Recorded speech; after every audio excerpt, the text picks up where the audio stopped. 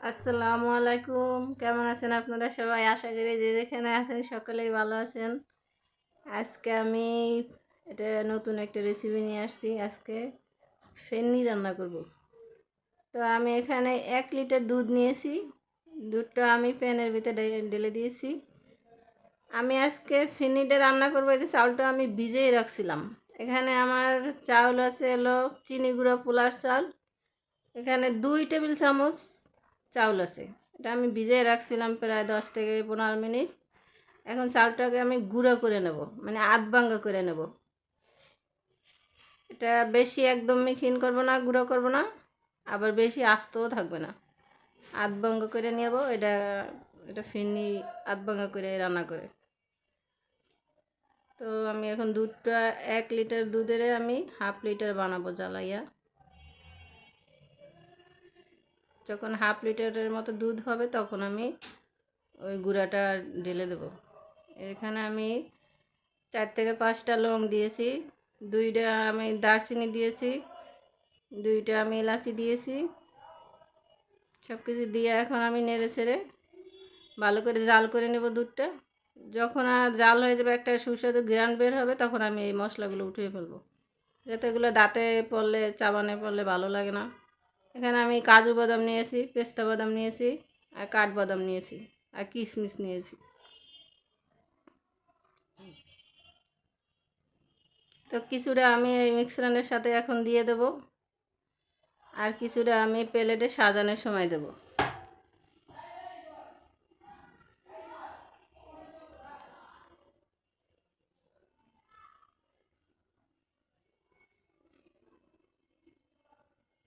এই যে সে চাউলের গুঁড়াটা আমি এখন দিয়ে দেব। এটাকে গুঁড়াও বলা যায় না, আমি আধ ভাঙ্গা করে নিছি, এই যে দেখাই যায়। এই যে আমি অল্প অল্প করে ঢেলে দেবো। একবারে ঢেলে দিলে হয়তো চাক্কা ভাঙা ইয়ে হতে পারে, চাক্কা হয়ে যেতে পারে। তাই আমি আস্তে আস্তে করে ঢালবো আর নাড়া দেবো।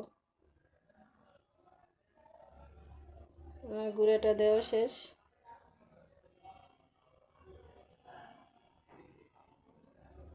এখানে আমি মেজারমেন্ট কাপের 1 কাপ চিনি নিয়েছি। চিনি আপনাদের যেভাবে মিষ্টি খান সেভাবে দেবেন। এখানে আমি ওই যে কাজু বাদামটা দিয়ে দিলাম।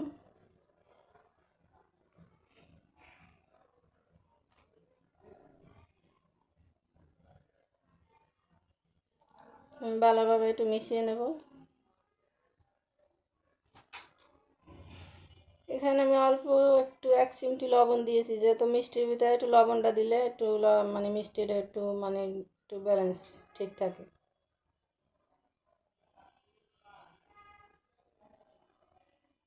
এখন নেড়ে ছেড়ে আমি ভালোভাবে এটা ঘন করে নেব। এখন আমি কিশমিশ দিতেছি, কিছুটা কিশমিশ আমি দিয়ে দিলাম।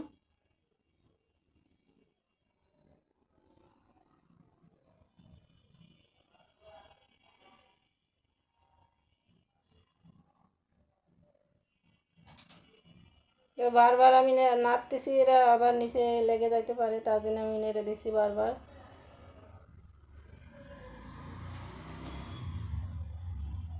এখানে আমি ওই কাঠবাদামটা এখন দিয়ে দেবো কিছুটা পরিমাণ। আর আমার ভিডিওটা যদি আপনাদের ভালো লাগে কোথাও একটু, তাহলে লাইক কমেন্ট শেয়ার করবেন, আর নতুন হলে সাবস্ক্রাইব করবেন। আর আপনাদের কোনো মতামত জানা থাকলে কমেন্ট করবেন। আমি এটা বেশি ঘন করব না, আবার বেশি পাতলাও রাখবো না, যেহেতু এটা ঠান্ডা হইলে ঘন হয়ে যাবে।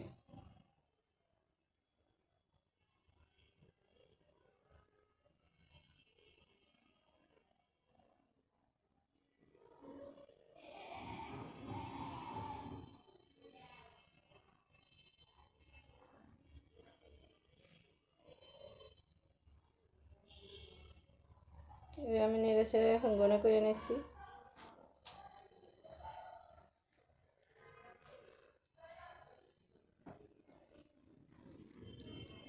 আমার ফেনি দেওয়া হয়ে গেছে। এখন আমি যে পরিবেশন করছি, এই যে দেখেন কি সুন্দর একটা কালার হয়েছে, খুবই সুন্দর হয়েছে। আসসালামু আলাইকুম, ভালো থাকবেন, সুস্থ থাকবেন, যে যেখানে আছেন সকলে ভালো থাকবেন। এসে